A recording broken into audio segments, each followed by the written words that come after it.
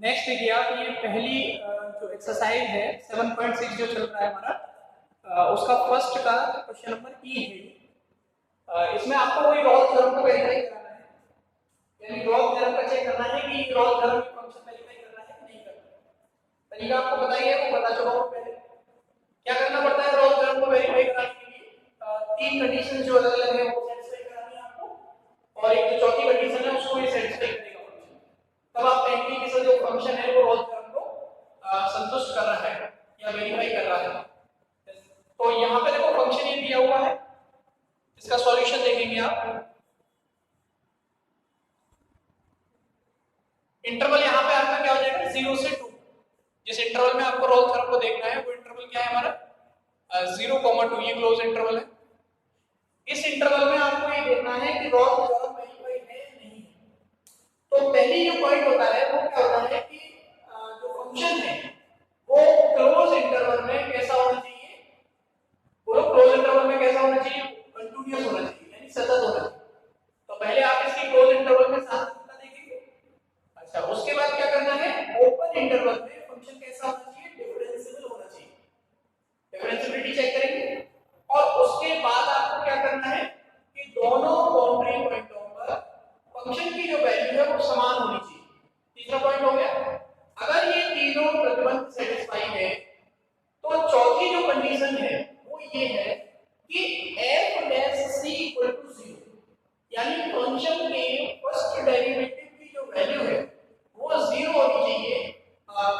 किस पॉइंट पर, कि ओपन इंटरवल के अंदर आने वाले किसी भी पॉइंट पर, विपरीत अंतराल में आने वाले किसी एक पॉइंट पर at least the first derivative of the function is 0।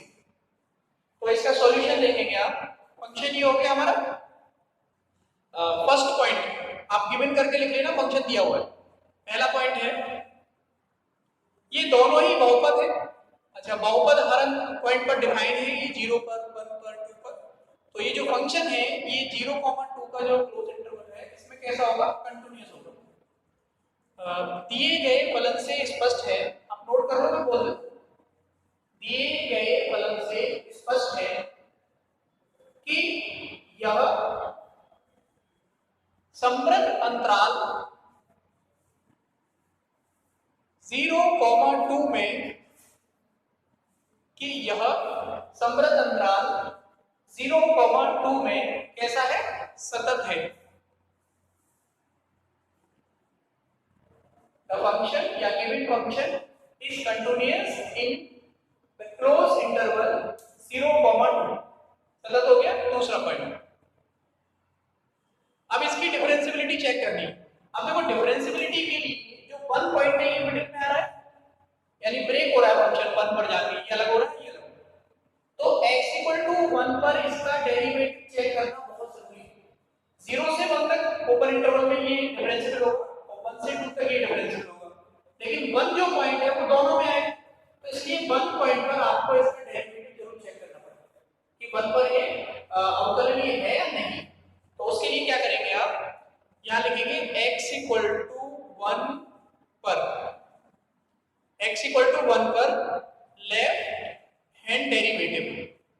अच्छा, लेफ्ट हैंड डेरिवेटिव का जो फॉर्मूला है, क्या फॉर्मूला है, limit h tends to 0 f of 1 plus h minus f of 1 और डिवाइड माइनस h आएगा यहाँ minus h, left hand derivative. Right hand होगा तो प्लस आएगा, यानी limit h tends to 0 1 minus h, यानी 1 से छोटा। 1 से छोटे के लिए कौन सा फंक्शन है आपका ये, तो यहाँ इस x के प्लेस पर आपको क्या लिखना है, 1 माइनस h। ये होगा 1 माइनस h का होल स्क्वायर प्लस 1 और माइनस f ऑफ 1। देखो x इक्वल टू 1 के लिए आपको ये फंक्शन लेना है, यहाँ x के प्लेस पर 1 रखना है, तो 1 स्क्वायर 1 हो गया, 1 और 1 क्या हो गया 2, तो माइनस 2 डिवाइड माइनस h। इसको आप कैलकुलेट कीजिए, limit h tends to 0 whole square expand कर लो, 1 plus h square minus 2h plus 1 minus 2, 1 और 1 2 और ये माइनस 2 बढ़ गया और नीचे कितना है आपका माइनस h। ठीक है, ऊपर से दोनों में से h कॉमन आ जाएगा, कॉमन लो यहाँ limit h tends to 0, h आपने कॉमन ले लिया, ये बचा आपका h, यहाँ से h कॉमन जाएगा तो माइनस का 2, डिवाइड में कितना है माइनस h, h से h कैंसिल हो जाएगा, कितना बचेगा बोलो, ये माइनस नीचे बचेगा, h को आप 0 करोगे तो माइनस 2 माइनस माइनस प्लस यानी 2 आ गया। देयरफॉर जो लेफ्ट हैंड डेरिवेटिव है वो आपका क्या आ रहा है 2 आ रहा है 1.1। लेफ्ट हैंड डेरिवेटिव की जो वैल्यू है x इक्वल टू 1 पर क्या है 2 है, ऐसे ही x इक्वल टू 1 पर आपको राइट हैंड डेरिवेटिव लेना है। Now at x equal to 1 the right hand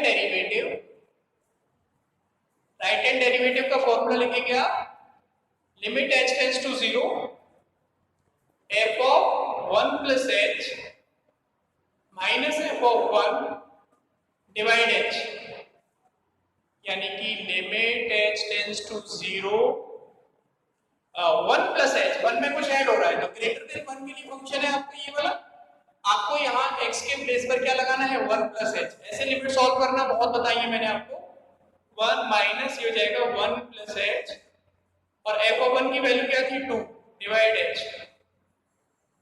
note करो जरा इसको,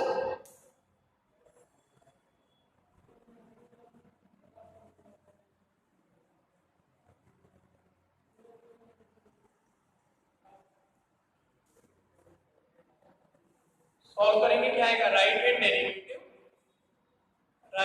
derivative is equal to limit h tends to 0 3 minus 1 minus h minus 2 divide h, ये 3 हो गया 2 और 1 3 ये कट गया, h से h कटेगा तो कितना आएगा ये -1, ये आपका है right hand derivative.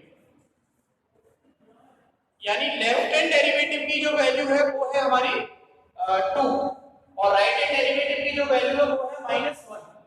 Left hand derivative भी आप जानते हो, अगर कोई फंक्शन किसी पॉइंट पर डिफरेंशिएबल होता है तो दोनों डेरिवेटिव की जो वैल्यू है वो क्या आनी चाहिए समान आनी चाहिए, अगर डिफरेंशिएबल नहीं होगा तो समान नहीं होगी। तो यहाँ पे दोनों वैल्यू अलग अलग आ रही है, तो यहाँ लिखेंगे आप since left hand derivative is not equal to right hand derivative, left hand derivative is not equal to right hand derivative, अतः हेंस x इक्वल टू 1 पर फलन अवकलनीय नहीं है। Hence, the function is not differentiable at x equal to 1। अब x equal to 1 जो है वो इस इंटरवल के बीच में आएगा, आप इंटरवल कैसे लिखोगे 0 1 2, ये 1 बीच में आ रहा है और 1 एक ऐसा पॉइंट है जिसका फंक्शन क्या है डिसकंटिन्यूअस, सॉरी नॉट डिफरेंशिएबल। तो अगर x equal to 1 पर फंक्शन डिफरेंशिएबल नहीं है और वो इंटरवल के बीच में है, इसका मतलब कि उस इंटरवल में फंक्शन अवकलनीय नहीं है यानी डिफरेंशिएबल नहीं है। तो यहां लिख देंगे आप देयरफॉर अंतराल कौन सा विवृत ओपन 0, 2 में फलन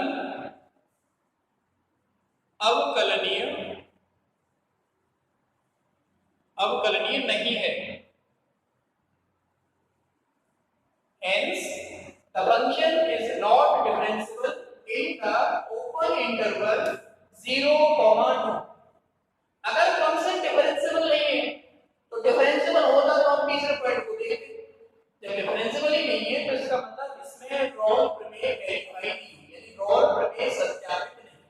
तो लिखेंगे hence the Rolle theorem is not satisfied, it is not verified। तो इसके नीचे आपको लिखना है अतः रॉल प्रमेय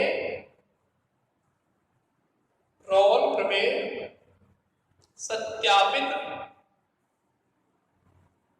नहीं है। ठीक है भाई, समझ में आया है? और अगर नहीं समझ में आया है तो आप मुझे पूछ लेना। वैसे तो मैंने सारी चीजें इसमें लिखी है और इस टाइप के मैंने आपको इससे रिलेटेड बहुत सारे क्वेश्चंस पहले भी सॉल्व कराए हैं, लेकिन फिर भी अगर किसी को कोई डाउट है तो देन यू आस्क, तो नोट डाउन कीजिए इसको।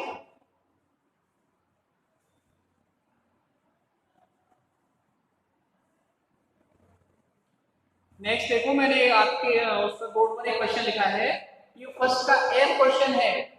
ये एक फंक्शन दिया हुआ है, ये फंक्शन है महत्तम पूर्णांक फलन। क्या है ये? Greatest integer function.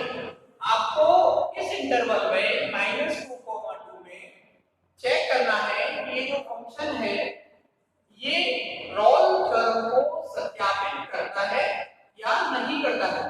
ठीक है, तो आप क्या करेंगे? अच्छा, ग्रेटेस्ट इंटीजर फंक्शन जो होता है इसकी स्पेशलिटी है फॉर ग्रेटर इंटीजर फंक्शन कि जो महत्तम पूर्णांक फलन है ये पूर्णांक मानों पर संतत नहीं होता है और ना ही ये पूर्णांक मानों पर अवकलनीय होता है।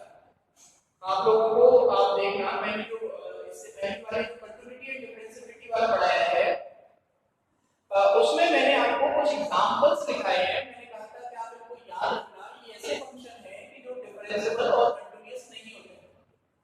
तो for the greatest integer function is not continuous and differentiable for the integer values, यानी महत्तम पूर्णांक फलन पूर्णांक मानों पर संतत तथा अवकलनीय नहीं होता है। तो अगर संतत और अवकलनीय नहीं है तो इसका मतलब आगे का तो कोई स्टेप में जाने नहीं, यानी रोल थ्योरम इसमें वेरीफाई नहीं होगी। ठीक है, तो केवल आपको इसमें जब आप सॉल्यूशन लिखेंगे तो जो मैंने बोला है वो आपको लिखना है। लिख लोगे कि लिखूं मैं यहाँ पे? या लिख देता हूं मैं क्वेश्चन के लिए। हम जानते हैं कि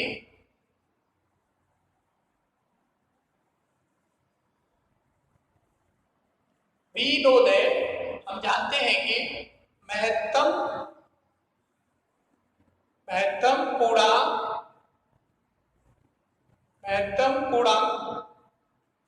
फलन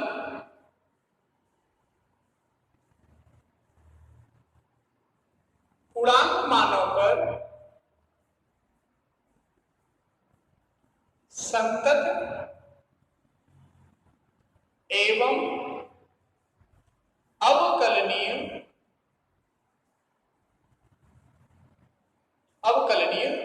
नहीं होता है,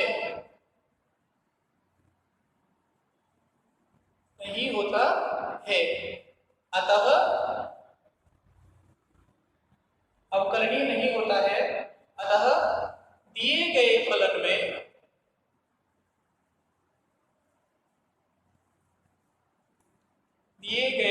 में रोल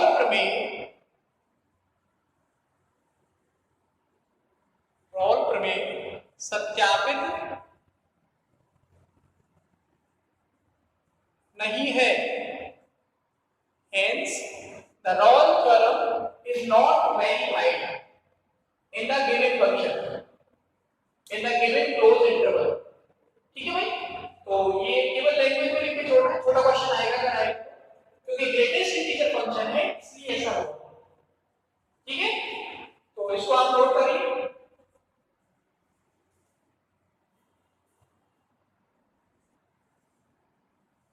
एक और क्वेश्चन देखो आप, उसी एक्सरसाइज का है, ये 6.7 का सेकंड क्वेश्चन है। आपको रोल प्रमेय को सत्यापित करना है, ये फंक्शन आपको दिया है, तो इसका सॉल्यूशन देखेंगे आप।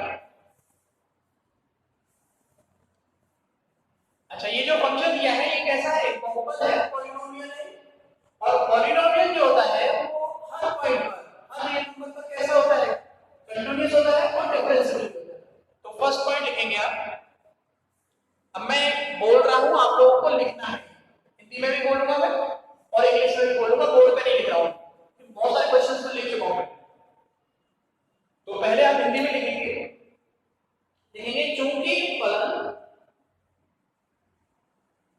एक बहुपद है, क्योंकि फलन या दिया गया फलन एक बहुपद है, इसलिए यह संवृत अंतराल -3, -2 में अवकलनीय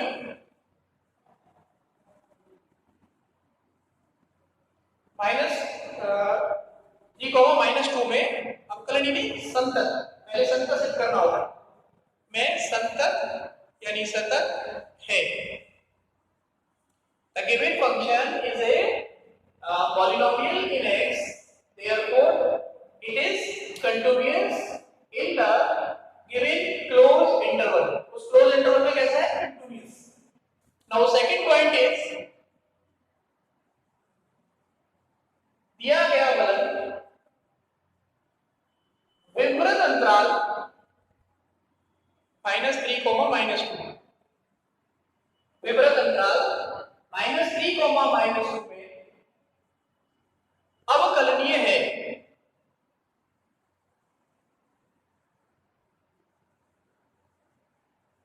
अवकलनीय है। सेकंड पॉइंट में लिखेंगे the function is differentiable in the open interval -3, -2. Now third point is